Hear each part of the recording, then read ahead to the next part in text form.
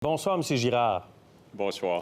Vous avez dit que le Québec aura pleine compensation financière avec droit de retrait, sans condition dans le dossier des garderies, mais vous avez dit qu'il faut quand même négocier. Ça veut dire quoi exactement? Bien, ça veut dire qu'il y a toujours des étapes lorsqu'il y a des annonces budgétaires comme celle-ci. D'abord, le budget fédéral doit être adopté. Ensuite, le fédéral doit signer une entente avec chacune des provinces. Et dans notre cas, puisque nous sommes l'inspiration du programme pour le fédéral, ce sera une entente asymétrique qui reconnaît pleinement la compétence du Québec. Et évidemment, ce sera basé sur la proportion des enfants, possiblement de 5 ans et moins, là, plutôt que le poids de la population canadienne. Alors, j'ai donné une approximation. Oui, de 6 milliards, c'est ça? Voilà. Sur 5 ans, 6 milliards de dollars. Cela dit, ce montant-là n'était pas dans le budget et il doit encore être négocié en quelque part? C'est-à-dire que le budget, c'est la politique budgétaire du gouvernement fédéral. Elle doit être adoptée puisque c'est un gouvernement minoritaire. Et ensuite, il faut signer les ententes. Ce sont des arrangements fiscaux, des transferts fédéraux entre le fédéral et le provincial, mais je n'anticipe absolument aucun enjeu. Le premier ministre Trudeau a dit ce midi « Le Québec aura sa juste part ». Mais les journalistes lui ont beaucoup posé la question « Est-ce que c'est sans condition, sans condition ?» Il n'a jamais vraiment répondu directement, laissant entendre qu'il faut une entente. Donc, il peut y avoir des conditions? Bien, je pense que les journalistes font leur travail, là, mais j'aimerais rappeler à tout le monde, là, nous sommes en pandémie, il y a une troisième vague, il y a une récession. Et hier, il y avait des bonnes nouvelles dans le budget et il y en avait des moins bonnes. Et il y aura un programme national de garderie. Nous en avons déjà un au Québec. Nous sommes l'inspiration de leur programme et nous aurons une compensation financière. Et c'est une bonne nouvelle pour le Québec. Qu'allez-vous faire de cette compensation financière, des 6 milliards sur 5 ans? Bien, d'abord, nous sommes déjà en action parce qu'on a déjà un réseau et lors de notre dernier budget, le 25 mars, nous avons dit que le principal problème, c'était la pénurie de main-d'œuvre. Alors, la ministre de l'Enseignement supérieur, le ministre du Travail, le ministre de la Famille sont au travail pour augmenter le personnel. Ensuite, ce que nous avons perdu durant la pandémie, ce sont des services de garde en milieu familial. Alors, il faut récupérer ces places-là. Et bien sûr, il faut compléter les fameuses places qui ont été annoncées, qui sont déjà financées, mais qui n'ont pas été livrées. Alors, nous, on est déjà en action. On est déjà à s'affairer pour améliorer notre réseau, puis on va continuer. Est-ce que vous vous engagez à ce que la somme de 6 milliards de dollars soit investie entièrement dans le réseau des garderies? Non, parce que c'est pas comme ça que ça fonctionne. On dépense déjà 3 milliards de dollars pour notre réseau de garderies.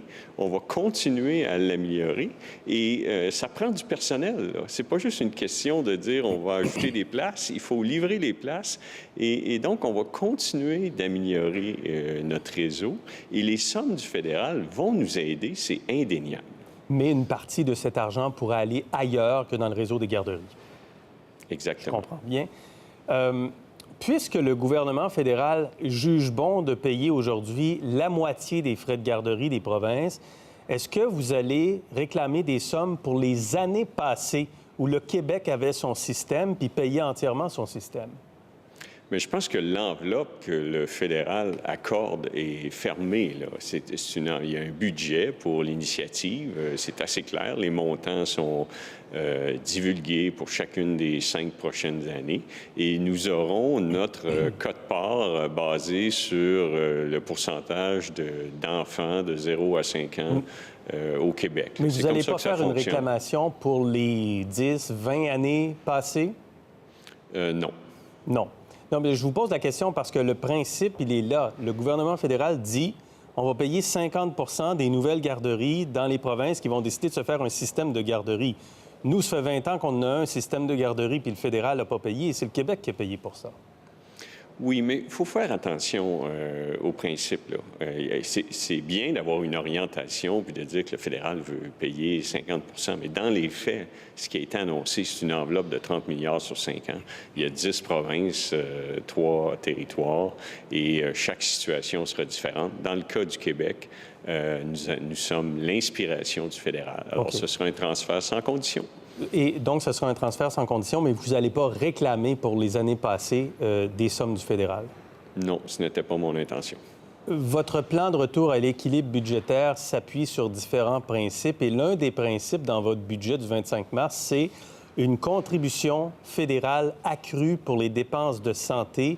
Il n'y a rien dans le budget d'hier là-dessus. Est-ce que vous êtes obligé de refaire vos calculs pour revenir à l'équilibre? Non, parce que nous n'avons pas inclus... Ce que nous incluons dans le cadre budgétaire du gouvernement du Québec, c'est tout ce qui est confirmé par des lois. Alors, nous sommes confiants. Il y a des discussions présentement au niveau du comité des arrangements fiscaux où nous faisons la démonstration rétrospectivement et prospectivement que le gouvernement fédéral n'en fait pas suffisamment en santé. Et donc, ultimement, nous sommes confiants que le gouvernement fédéral reconnaîtra qu'il doit en faire plus. Mais pour ce qui est de notre cadre financier, il n'y a aucune augmentation actuellement du transfert canadien en santé. Et nous sommes déçus qu'il n'y en avait pas hier, mais nous allons continuer à revendiquer parce que notre demande est légitime. Mais vous le mettez dans vos principes pour revenir à l'équilibre budgétaire, que les dépenses en santé du fédéral doivent augmenter. Donc, vous vous attendez à de l'argent supplémentaire pour arriver à l'équilibre budgétaire. Normalement, lorsqu'on discute des arrangements fiscaux, et j'écoutais même le premier ministre Trudeau à sa conférence de presse ce midi, il a dit qu'il y aurait une discussion sur les transferts en santé. Ils veulent que cette discussion soit après la pandémie. Nous aurions aimé que la réponse vienne dans le budget hier, et c'est en ce sens que nous sommes déçus. Okay. Mais pour ce qui est des faits, les faits sont indéniables et vont supporter notre position. Merci beaucoup, M. Girard. Merci d'avoir été avec nous. Merci beaucoup. Pour voir nos émissions en entier, rendez-vous sur la chaîne ICI RDI.